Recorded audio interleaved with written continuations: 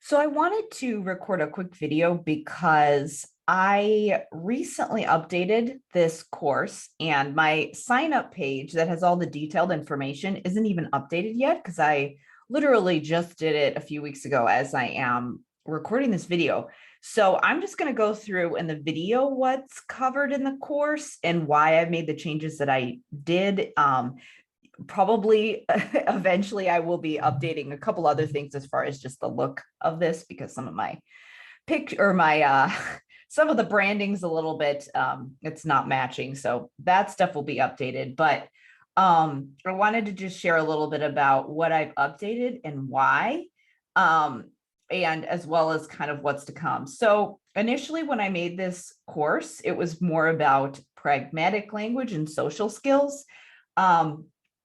But really, what we're talking about when we're talking about those kinds of skills is we're teaching kids to apply executive functioning skills to social situations, and we're teaching them perspective taking so that they can better understand and navigate situations. We're not necessarily teaching them this list of skills that needs to be done, because then what that does is that it results in what's known as shallow compensation, where kids are kind of just parroting behaviors. And that's when, people will engage in masking, where they're just trying to act neurotypical and they're not really fully understanding the situation, and it looks awkward and it's very stressful for them, and they're less likely to be successful and understand how to advocate and just really truly understand and navigate situations. So we don't want that.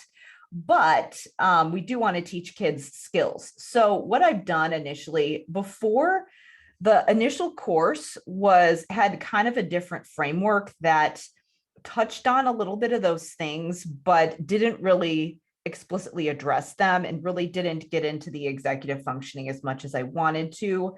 I do have a separate course on executive functioning that kind of goes along with this. But this course alone can kind of stand alone if you want to just really talk about the social situations. So how I go through it is that this, like in the overview section, I kind of talk about how executive functioning is related to this, how it fits in, just sort of the mindset that you want to have when you are doing these types of interventions.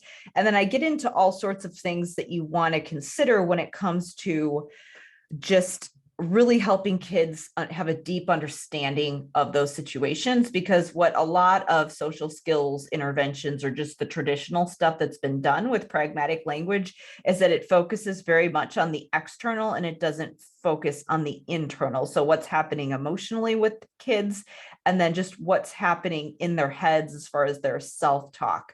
So how I address it is that in the beginning, I talk about just the lens that you want to have as a clinician going through this, and then understanding all those components that I mentioned. So not just externally what's going on, but internally what's going on in their heads. And then I do talk about some specific intervention strategies and planning.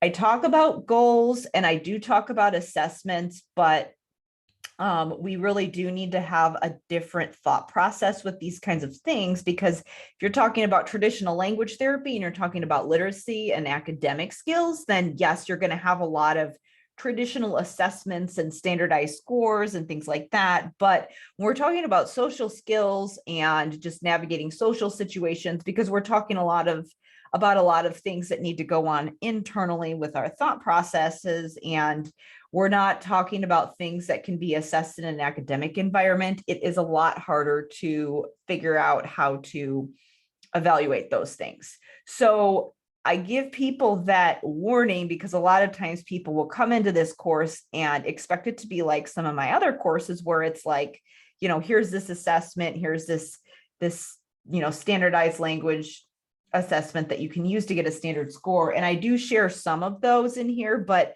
those types of assessments should be used with caution.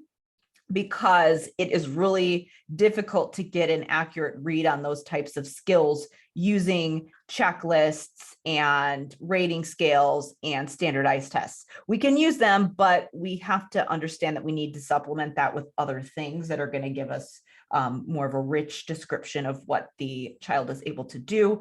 Same goes with goals. I do talk about goals, but it's not it's not a goal bank. It is more of a thought process for how you want to write goals. I do give some examples, but it's not like a traditional goal bank because that's just not going to work.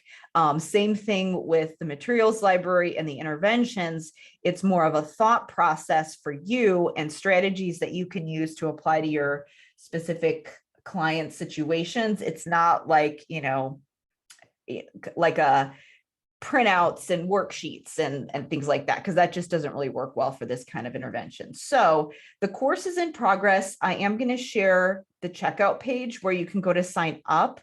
But I thought that doing a video of this would be a more accurate way of explaining what's in the course rather than showing the sign up page that's there now, because it's, based on the old course outline and I haven't updated it yet. But if you're interested, I did want to give you the opportunity to join because I am going to be kind of reworking things. And, again, possibly the tuition might go up in the future. So if you wanted to get in now before I do that, then I definitely wanted to give you that opportunity.